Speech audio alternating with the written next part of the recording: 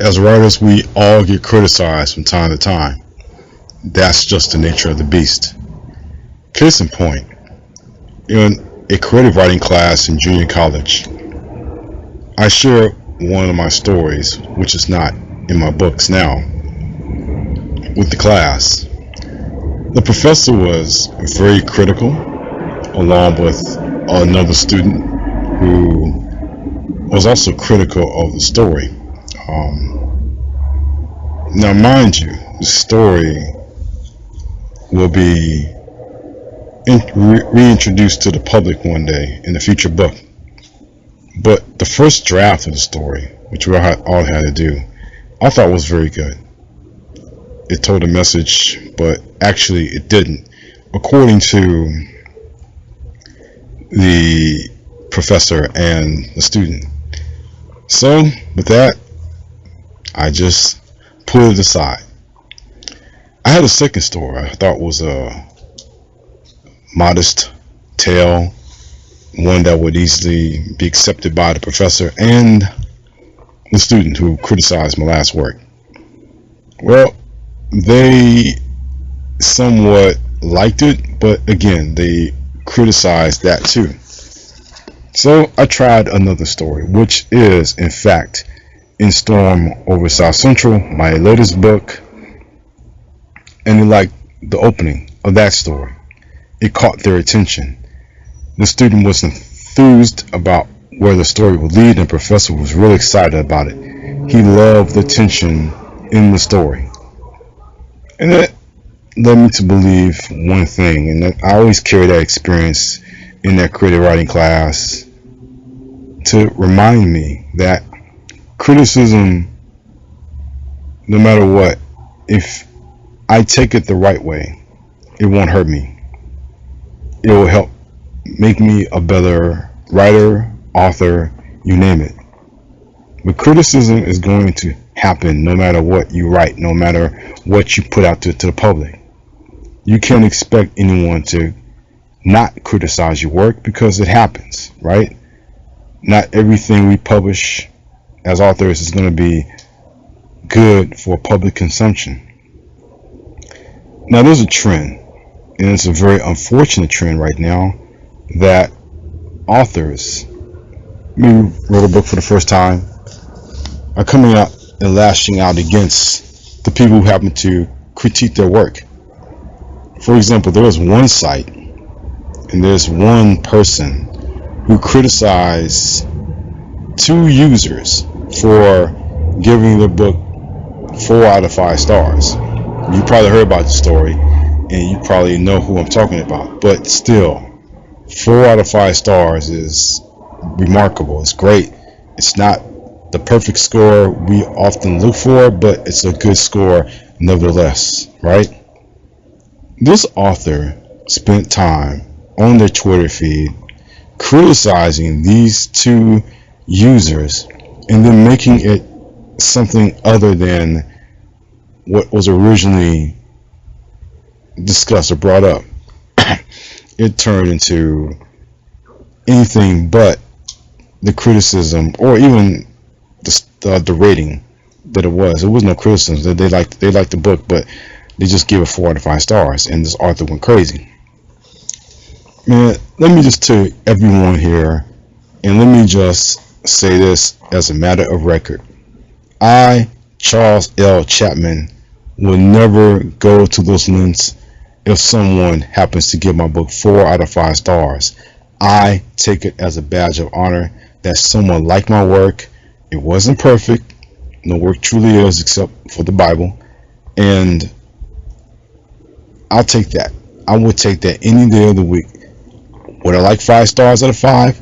You know it. I would love to have 5 stars out of 5. But the thing is, people have different tastes. I really don't like the 1 star, but I do understand if people would rate that book, whatever I write, to then they'll give that score. It'd be something that I wouldn't like, but I have to understand. I'm an author. I put my work out there for everyone to read. Not everyone is going to agree with the same things that I write or say, and that's okay. that is okay. It just helps me become a better author.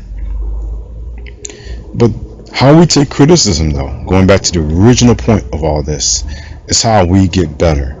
We get better by just accepting, okay, it's not their cup of tea. I have to write something else, and hopefully that will capture the person's imagination, the people's imagination. I could have just simply, from that first story I submitted to my creative writing class, just blamed the professor or the student who criticized my work, cursed at them, or whatever reactions that we have to that as authors and writers. But the thing is that I continue just to do better and actually write better stories. And I think that third story I submitted to my professor, I think I was going somewhere with it. So much so that I worked on it over the years. I added new features to it, and now I'm very satisfied with the work. Again, it is in Stormville South Central, and it's available now on all these different platforms, Amazon, my website. But the thing is, never give up on a story. When you write a first draft, that's what it is. It's a first draft. It doesn't mean that that's the finished product. And if someone happens to criticize your rough draft, just keep in mind that the story that you envision does not mean it's the end of, is the final story. It's the final product. You still can work on that story to make it better. Listen to the criticisms, find out what works, what may catch your attention, and then create that tale that you know is going to be successful. But criticism is going to be hurtful. Criticism is going to make you question yourself. It's going to make you feel as if you're not worthy to be an author or a writer, even when you have fellow authors and writers come to you and criticize you. And that's happened to me. But I took it as a challenge that I'm going to get better no matter what. That I'm going to write that poem or that short story or even that novel to so good that no one can say anything about it. I want to be the best, and the way that you can become the best is really just take criticisms to heart, but don't let those criticisms of you determine who you are. If someone doesn't like your work the first time, okay, they don't like your work. That doesn't mean that you're a bad person. It just means that tale or that nonfiction work or whatever you wrote didn't reach them in the way that they expected. Remember, it's all about expectations. When we have a best-selling author in our midst, we expect good tales. We expect to be entertained. We expect to learn something about society, our culture, or anything about our world, galaxy, whatever the subject matter may be. We expect the best from these authors. It's all a matter of expectations. And if you can fulfill those expectations, you're ahead of the game.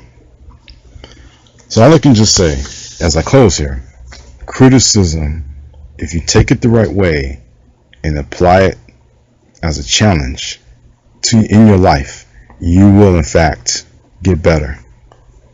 This may not be a perfect podcast I'm doing, but I will tell you this, I will keep getting better at this until I am very successful at what I do. And that's the goal. Get better at what you do, work on it, improve your skills, improve your writing, and you will succeed.